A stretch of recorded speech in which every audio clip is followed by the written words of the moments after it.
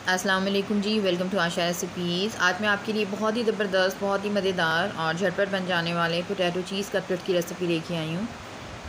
आइए देखते हैं इसे हमने कैसे रेडी किया। यहाँ पे जी मैंने 3 बड़े साइज़ के, काफ़ी बड़े साइज़ के मेरे पास आलू थे। मैंने उनको बॉयल कर लिया और बॉयल करके हम इसको ग्रेट करेंगे।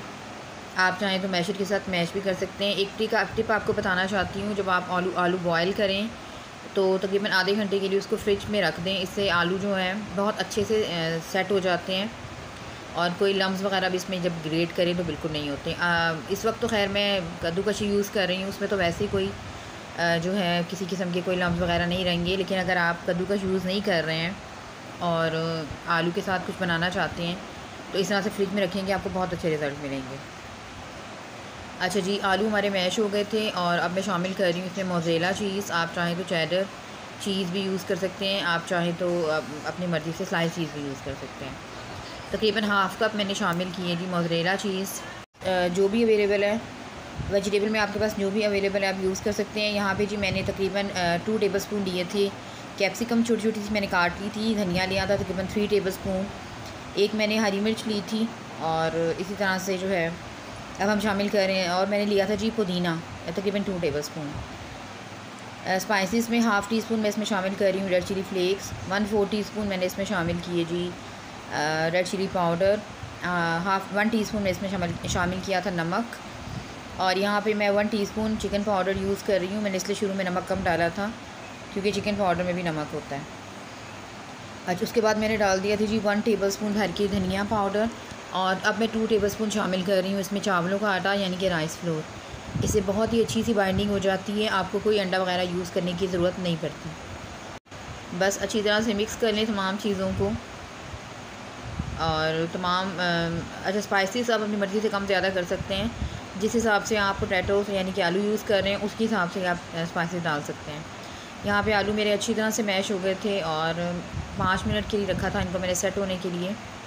और अब मैं कटलेट्स तैयार कर रही हूँ। अपनी मर्ज़ी से आप मीडियम साइज़ तैयार करें, स्मॉल साइज़ तैयार करें या लार्ज साइज़ तैयार करें, आपकी मर्ज़ी है। तो बस मैं इस तरह से मीडियम से रेडी कर रही थी।